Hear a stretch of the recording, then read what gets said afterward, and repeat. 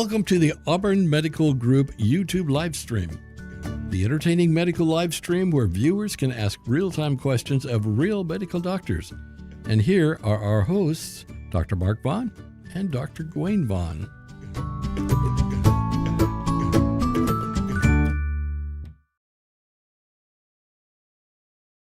So many things to be excited about today. Welcome to the program, Dr. Gawain. You startled me. This is Dr. Gawain. I am Dr. Mark Vaughn, That's or me. Dr. Vaughn on the socials and on the streaming. Well, first of all, we have Lindsay.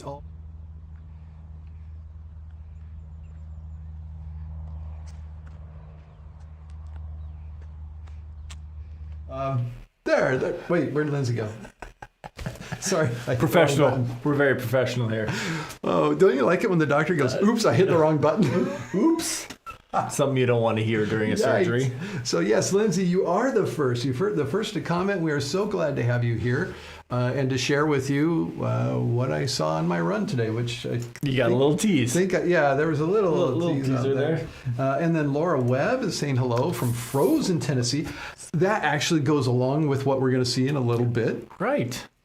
Ambient temperatures this time of year in different places.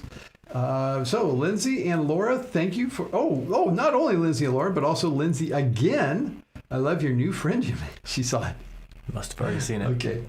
Yes, and we will come back to that. So Yes. we didn't have a particular topic we're going to throw at you. Of course, there's lots going on in the national news related to health care. Yes. I guess it's overshadowed finally a little bit by some other things. Food is important. Healthcare is important. Food's important. And so food's kind of the issue right now. Yeah. All the That's benefits. And we have Hilda Bauer is in beautiful Southern California. Okay, she I might be bet able to Southern relate California to is pretty nice right our now. video and picture we have coming up. So yes, Yeah. thank you, Hilda, also for being a part of the show. Yeah. Did you have anything you wanted to throw in here this week on the show to our regulars and our guests? Not really. Okay. So for those of you just watching this for the first time, this is a live stream with a live audience that is a part of the program. They make comments and questions. We put them on the screen. We respond Very to them. formal. Very formal. But today I went on a run. You went on a run this afternoon? During the workday. I have a little bit of time carved out for different things, and one of them is to run. And I went for a run, and I saw.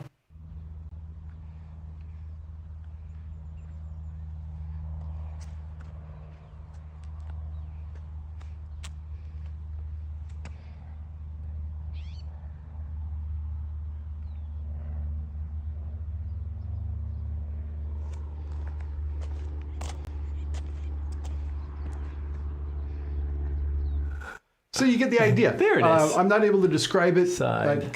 just because of my own not programming it at the last minute to have audio along with the picture. Sorry. But yeah, the picture obviously the video was of a rattlesnake Yeah. that was on my path this afternoon. That was just this afternoon. It's November 10th in Auburn. Yeah. And I came across a rattlesnake, a juvenile. It was relatively small. What world is this? Where on November 10th, the rattlesnakes are coming out. So, Yeah, that's usually a wow. summer that's find. Interesting. So we also have, and I may not be able to I talk. didn't find any on my run. Not on Mine yours? was at 4:30 in the morning though, and it was actually pretty nice though. It was They've like been out 60 then, too. degrees when I went running this morning. Yeah. Sorry, we can't talk over it. We have to switch back to you looking at us before we describe. So good, because we all screamed. We're going to show it again, and what you're going to notice is how there's a head, and those of you who aren't familiar with the pit vipers, that the head is a triangular shape. It doesn't go straight back even with the body. There's these big old venom Sacks, gland sacs That's where they are. back there, and that's why there's such a wide head before the neck. We'll show it again so you can see it. That was a still I managed to get out of my video, very magnified. Sends shivers down your spine if you've ever been face to face with that before. And then as soon as you see that, in my head, I'm hearing something. Yeah. Well, so I heard nothing. Yeah. I saw its tail go. Well, I had my AirPods on. Oh. Well, and I think that's where I got the audio. I guess the audio would have played for them. There's really not much to hear, I don't believe. Yeah. If you heard some rattling, let me know. But I could not see rattles on it, which is why I wasn't totally convinced it was a rattlesnake until I got saw that head. That view of that head. I went, oh, yeah, it is. Yeah. And thankfully, it decided it didn't want to. Most of them, they don't like to play. It did not want to be around me, so it went the other way. Yeah. As they always do. I don't take it personally. It's okay. They're... Laura Webb is saying timid. On the chat here, it's 32 degrees here, so I doubt any snake. Yeah. Probably not over in Tennessee so at this point. You're not seeing any inappropriate life forms out there in Tennessee. It's all appropriate for the time of year, whereas out here, November 10th, it's not normal for us to be seeing snakes that size anyway. Yeah. Probably any size. They shouldn't harping be on out, size because they have babies. Usually in some kind of a cycle. Yeah, I guess I'm not that knowledgeable about it, but I don't know what a snake. But it makes me think that later in the season than is normal, some snake had a bunch of babies. Probably. Anyway, I just saw a bunch of deer. Actually, there's a bunch of bucks around lately. They have like some good racks on. Yeah, getting to be close to the hunting season for the deer, so they're around. I guess they're around all the time, though, aren't they? Yeah, where are they? I think. Pretty much. So that covers that update. How about in our clinical practice? We have been dealing with something called open enrollment. So we have a number of viewers who are familiar with Medicare Advantage and Medicare. And I'm finding out that more patients than I had previously known are in a county that borders our town where there is no Medicare Advantage plan in our system that we work in. Yeah. That's a little frustrating. So we have these patients who have all their records in our system's computer. Yep. When I say system, I mean more than just our office. I mean the big healthcare system in our area that we're affiliated with. And that's a hardship on them. Now, this one patient today came up with a solution that I liked. I like this solution. His solution was, well, I don't have to pay anything for the premium, or hardly anything. Yeah. So I could just pay you your regular fee and go outside a network. Yes, absolutely. You couldn't do that. Yeah. That works. That is a wonderful solution that we love. And yeah, so definitely have something that obviously we're not covers contracted if you go in the hospital or have big procedures, which Medicare Advantage absolutely does. Yeah. So it totally makes sense. And I'm going to talk to Leanne about this. For our patients who live in El Dorado County, or I don't think there's anything changing in Nevada County with Medicare Advantage. Oh, I thought I heard it was there too, but I could be wrong. I don't know. Oh, I thought that happened last year. You could be right. So don't know. We can just simply tell them, you know what?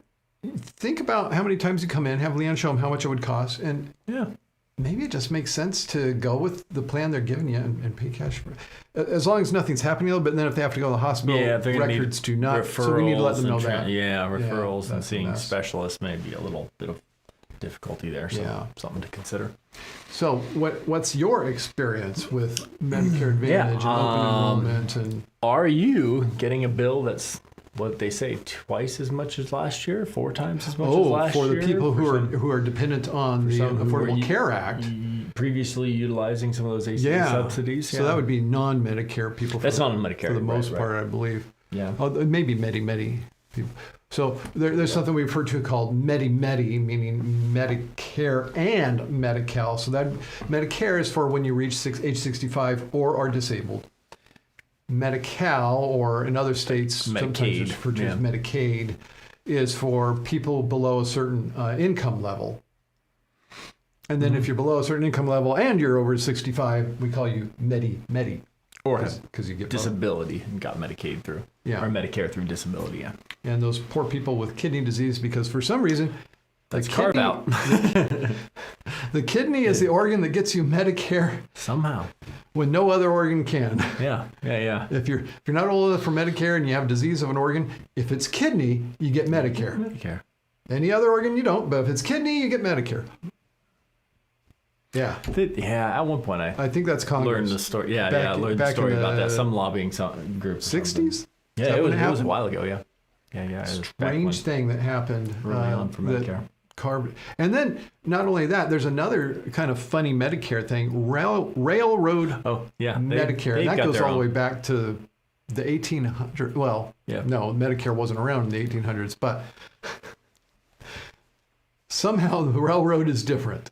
And I think it had to do with the unions. They got how there. Yeah, probably. They probably were able to lobby for their own better type of Medicare somehow. I don't know how. Is it better? I don't know. I don't know of any differences we don't. that we see. We don't see it in our relationship to Medicare. But I don't know why you would go with that versus normal Medicare unless there were some advantage. So Laura Webb says, one of the local walk-in clinics may be advising the patients that are out of network to pay as a self-payment rather than pay out of network. There might be something there. Yeah. There's different ways that could be working, so that's why I'm not saying a whole lot on it. Sometimes paying cash can be cheaper than going through insurance in some ways because of contracted rates.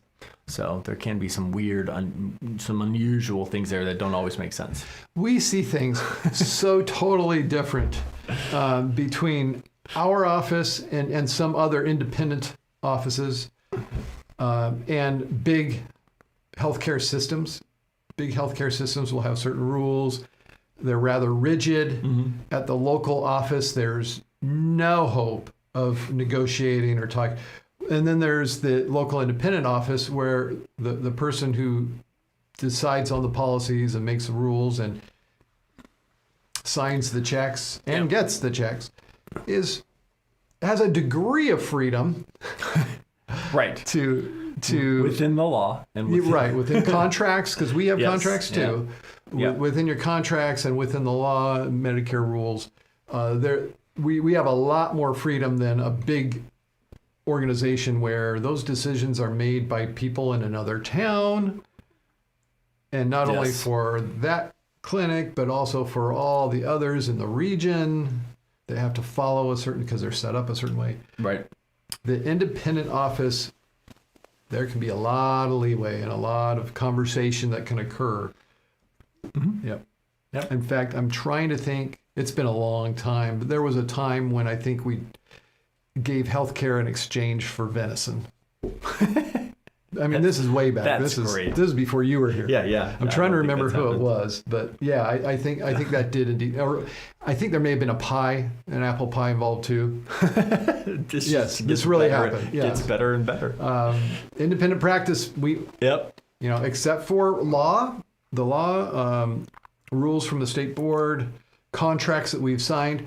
Outside of those, if somebody's not Medicare age and they don't have insurance and they're coming to us, try to make things work. The relationship can have a lot of latitude to what we can do. Laura Webb also says, my cardiologist decided that she didn't like what Medicare was paying her practice, decided to start a new practice that doesn't accept any Medicare patients. Unfortunately, you're going to be seeing that more and more in a lot of doctors' offices. Medicare is their lowest payer. Unfortunately, it happened locally with our big health system. They just stopped taking Medicare. So for a while there, we had a boom in Medicare patients because we were the only ones accepting it. Yeah. And I think that's still the case, actually. Is it still? Oh, yeah. So why are we accepting Medicare patients? Why would we? How do we stay in business and accept? Complicated question. There's multiple degrees or layers of answers to that. And the way I lean changes from little financial information I get from day to day sometimes. But in reality, I'm very sad to say currently with our contracts, Medicare is not our lowest payer. Mm-hmm. It's probably one of the blues, actually. I know, that's very sad to say that somebody pays less than Medicare. Yeah, it's weird. It's just absolutely, how did we get here? Yeah. And it's because, what negotiating power does a practice have that's two doctors? I mean, how many patients is a particular insurer losing in our community to not contract with us? So we've got no leverage. Right. Oh, so we're going to lose a few hundred patients, that or have our insurance that are in your office. Big whoop. They can go to any number of other places. We'll find a place for them. So they make whatever offer, it is 80%, 85% Medicare or whatever, and take it or leave it is what we're told. And even though we see higher rates at other places, and it's complicated because these will sometimes be patients we've had a relationship with now for 2 decades. Yeah, and it's hard to make a decision when it's people and relationships involved. And of course, the insurance company, not necessarily planning or consciously taking advantage of that, but they essentially are taking advantage of that. Yeah. That for them it's just business. For us it's hard, and so I'll actually have these meetings where I'm talking to staff about what our options are, and they do not like the idea of not being able to see patients who are our patients because the patient's insurance that they're using only pays a certain amount. And so you might say, oh, well, why don't you just go around the insurance and tell the patients, hey, we really do need to charge you more if you're going to stay here than what your insurance, we can't do that. Yeah, that's what the contract If we have a contract, we can't do that. The contract is the contract. Right. So we would have that to actually get out of the insurance and tell the patient, sure, you can, you're welcome to stay, but you'll be paying cash. And we can talk to them and work something out where, it still works out to our advantage to get paid more, but not necessarily ridiculous amounts more on the patient's side. In fact, that's how we have that same-day payment discount. Right. So you're not allowed to have a cash discount because then some of the insurances will say, "Oh, you're giving patients a deal that you're not giving us." Mm-hmm. I remember there was something like that. And so what we came up with was, yeah, but the patients can pay us the same day. And so it's not called a cash discount. It's called same-day payment discount. Mm-hmm. Patient pays for the care the day they get it. They could get a discount. The insurance never can because insurance never pays same day. Yes. So that's how That's a next question. We probably should bring that up. Do Medicare Advantage plans pay better? So this gets into I think so. some very, very complicated medical economics here because they pay differently. They pay differently. So what you need to know to answer this question is the concept of capitation. And capitation is the idea that we get paid per member per month. PMPM, I think is the, and we get a certain amount based on things we know about the patient. I think it's their age, their sex. Is that it? Probably their HCC scores. Oh yeah, and well, that money comes in a little differently. But as far as our, even more complicated. Yeah. Let's add another layer to this. But mainly it's sex and age. Yeah. So every month we get paid a certain amount for the patients that are under our umbrella as their primary care physicians, and whether we see them or not, we get paid. So or if we see them 5 times. Or if we see them 5 times. So the same amount. There's a little bit of an incentive to do a very good job at what you're doing and keep the patients, take care of things out of the office that can be taken care of out of the office, and only see the patient when actually needed. And to take care of blood pressure, diabetes, so you can lengthen out the time in between visits, so you're not seeing them as often. So. If they use My Health Online or online communication that we have through our medical record, take care of whatever it is, give that service to the patient, because if you don't take care of whatever needs to be taken care of, then you're going to have an appointment in the office, and that's an expensive thing for us. Yeah, you got to pay for it. So it's to our advantage to take care of the patient in the most economical way, which is also the most convenient for the patient, just so happens in that case. Yeah. But yeah, you're right. If it's appropriate. Right. Now, if they're having abdominal pain, no, we don't take care of that you by should email or telephone. That person. We're going to put hands on the patient. Or in person, actually get some or vital signs. If they're short of breath, we need to listen to their lungs. We need absolutely. Yeah, and during during COVID, this actually is how some practices stayed afloat.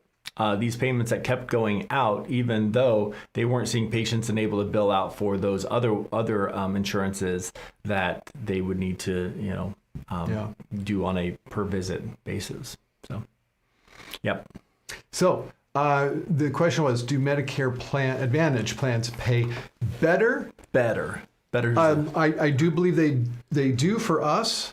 Yeah. Not necessarily for everybody, though. Oftentimes there'll be incentive payments that make up part of the total package.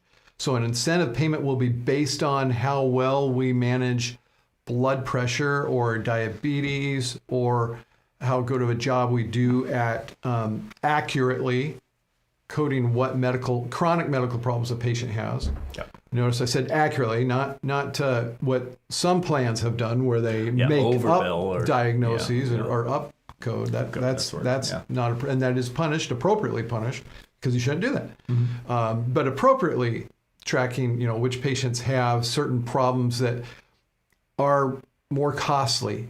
So if they have advanced kidney disease or cancer, these are things that are going to cost more to care for, and so you want to accurately account for your patients having things like that. And then that's not at our office level, that's at the big group level that we contract with, that we get reimbursed according to those sort of things. Right. So by incentivizing things like blood pressure control, diabetes control, and patient satisfaction, or patient excellence, or service excellence, excuse me. Mm-hmm. Patient experience is now the name of it. Our office does very well with those payments, and so in essence, we do get paid better that way. Mm-hmm. An office that doesn't control their patients' diseases as well may not do as well. So it's to our advantage to take good care of our patients in a system like this. It's to the patient's advantage for both, there to be an incentive to take good care. And in the process, you can imagine how a system like this would result in lower healthcare costs, because you're keeping patients out of the emergency department, keeping them from hospitalizations. I think one of the big ones I'm thinking of is goal-directed therapy for heart failure. Getting patients on these treatments that keep them out of the hospital saves healthcare dollars. Right. And they give us a portion of the savings for doing a good job, which is more than we would get from the old way of doing things. Mm-hmm. Yep. Did you explain that well? Beat that one to death. Okay, very good. So with that, kind of a little update on Medicare Advantage and answering some of your questions on that, showing you a picture of a snake. A snake. Anything else you want to say this week? I don't think so.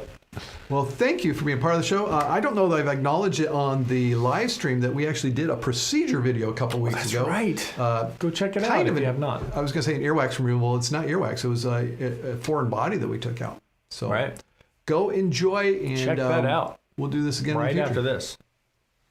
So, hey, I'm Dr. Glenn Vaughn. Dr. Mark Vaughn telling you to stay in good health.